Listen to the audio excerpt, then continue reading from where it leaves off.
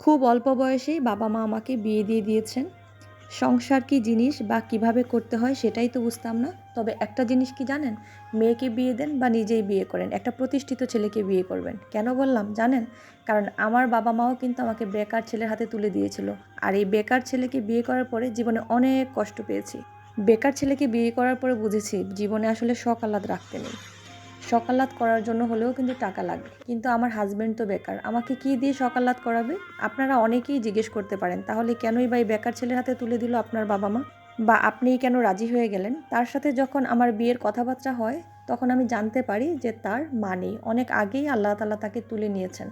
আর এই কথাটা আমার অনেক কলিজায় গিয়ে লাগে, কেন জানি না, তার প্রতি খুব ইমোশনাল হয়ে গিয়েছিলাম। এই পৃথিবীতে যার মা নেই তার আসলে কিছুই নেই। যার মা নেই তিনি আসলে বুঝতে পারবেন যে মা না থাকার যন্ত্রণা কতটুকু। বিয়ে ঠিক হওয়ার পরে সে আমাকে বারবারই বলতো যে আমার তো মা নেই, আমি কার সাথে কি শেয়ার করব।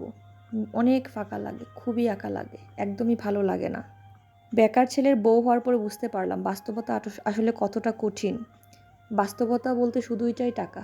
টাকা ছাড়া দুনিয়াতে আসলে কিছুই চাই না।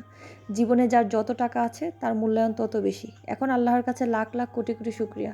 আলহামদুলিল্লাহ, আপনাদের ভাইয়া কিন্তু আর বেকার নেই। ছোটোখাটো একটা জব করে।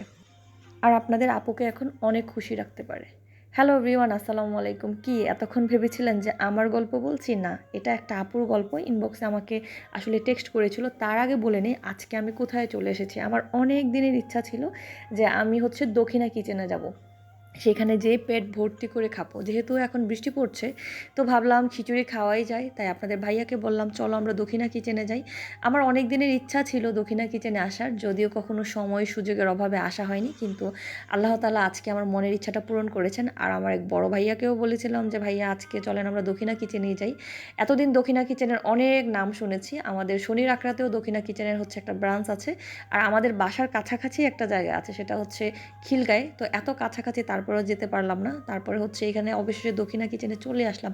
এখানে এসে দেখি এত পরিমাণে ভিড়, মানে এত মানুষজন, যে একসময় সুলতান ডাইংয়ে খেতে গেলে যে এরকম ভিড় হতো, ঠিক দক্ষিণা কিচেনেও কিন্তু সেম এরকম বেশি ভিড় হয়ে যায়।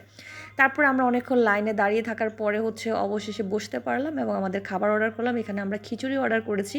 এখানে হচ্ছে খাসির লেগ রোস্ট দিয়ে খিচুড়ি, অনেক মজাদার খাবার। এবং আমাদের এত বেশি ক্ষুধা পেয়েছিল আর ওয়েট করতে পারছিলাম না। আর আপনাদের ভাইয়া তো বলছিল ভিডিও করা বাদ দাও, চলো আমরা আগে খেতেই বসে যাই। ভেবেছিলাম যে দোতলায় যেয়ে খাবো, কিন্তু দোতলায় আসলে একদমই ফাঁকা ছিল না। ডেকোরেশনটা ভিতরে কিন্তু একদমই ছোট্ট একটা জায়গায় খুব সুন্দর একটা ডেকোরেশন করেছে, ওয়েল লাইটেড, এবং ওদের হচ্ছে কিচেন রুম লাইভ দেখা যায়। তারপর হচ্ছে ওদের ওয়াশরুমগুলো মোটামুটি ভালো ছিল, কিন্তু জায়গাটা হচ্ছে একদমই ছোট, একটা কনজারভেটিভ একটা জায়গা। তারপর এত মানুষের ভিড়, আসলে এদের কিন্তু অনেক রকমের খাবারের আইটেম আছে। আপনারা যারা এখনও যান নাই অবশ্যই যেয়ে খেতে পারেন। আমি তো মনের আনন্দে খাবো। চিন্তা করছিলাম যে খিচুড়ি খাওয়ার পরে কিন্তু এখানে তেহারিও পাওয়া যায়, তেহারিও খাবো। তো আপনাদের ভাইয়াও বলছিল যে না, আগে তেহারিটাই খিচুড়িটাই খাও, খাওয়ার পরে যদি মনে হয় যে না তুমি খিচুড়ি খাবা তাহলে খিচুড়ি খেও। যাই হোক, এতক্ষণ অনেক গল্প টল্প করার পরে অ্যাটলিস্ট আমি খাবার খাওয়া শুরু করে দিয়েছি, কারণ আপনাদের ভাইয়া বলছিল যে না আর হচ্ছে ওয়েট করা যাবে না, এখনই খেয়ে ফেলতে হবে, বুঝছেন? সেই জন্য আমি আবার এখনই খেয়ে ফেলতেছিলাম। এই যে দেখেন খিচুড়িটা আসলে এত মজা, দেখিয়ে অনেক বেশি লোভনীয় লাগতেছিল। মনে হচ্ছিলো যে মুখের ভিতরে দিচ্ছি আর মনে হয় একদম গলে গলে যাচ্ছিলো মাংসটা। এই তো এটা হচ্ছে খাসির লেগ পিস। অনেক দিন, মানে কিছুদিন আগে আমি হচ্ছে এর আগেও একটা খাসির লেগ পিসের একটা ভিডিও দিয়েছিলাম। আপনারা বলেছেন হচ্ছে যে চিকেনের লেগ পিস দিয়েছিলাম। আসলে আপনারা কি বোকা নাকি চোখে দেখেন না আমি জানি না, কেন খাসির লেগ পিসকে আপনারা হচ্ছে মুরগির লেগ পিস বলেন? মুরগির লেগ পিসকে আসলে এত বড় হয়? তারপরে যাই হোক, খাওয়া দাওয়া শেষ করে আমরা এখন ডেজার্ট আইটেম খাবো। কিন্তু যাই হোক, ওদের ডেজার্ট আইটেম মোটা আমার ভালো লাগে নাই। প্রথমে মনে হয়েছিল যে না ফালুদা খাবো, ফালুদা অর্ডার করেওছি। আর অয়নবাবু হচ্ছে মিল্কশেক অর্ডার করেছে, চকলেট মিল্কশেক। তারপরে এখানে যে মিল্কশেকটা খেলাম, এটা না মানে ফালুদাটা খেলাম, এটা খেয়ে মনে হয়েছে যে না, এটার ভিতরে একদম আইসক্রিম দিয়ে ফুল ভর্তি করে রেখেছে, এত বেশি মিষ্টি ছিল। খাবারটা অনেক ভালো ছিল, কিন্তু ওদের ডেজার্ট আইটেমটা আমার কাছে একদমই ভালো লাগে না। আপনাদের কার কার কাছে ভালো লেগেছে?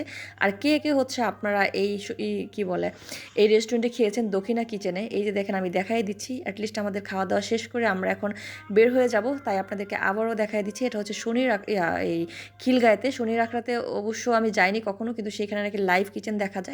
যাই হোক, এখনও যারা খান নাই তারা যাবেন। আর আপনাদের ভাইয়াকে অনেক অনেক থ্যাংক ইউ বলতে চাই এই ভিডিওর মাঝে থেকে, কারণ আমাকে এত সুন্দর একটা রেস্টুরেন্টে খাওয়ানোর জন্য। আল্লাহ যেন তোমাকে অনেক দিন হায়াত দেয় এবং বাঁচিয়ে রাখে, যেন তুমি আমাকে এই ধরনের মজার মজার খাবার খাওয়াতে পারো। আজকে এই পর্যন্তই, সবাই ভালো থাকবেন, আল্লাহ হাফেজ।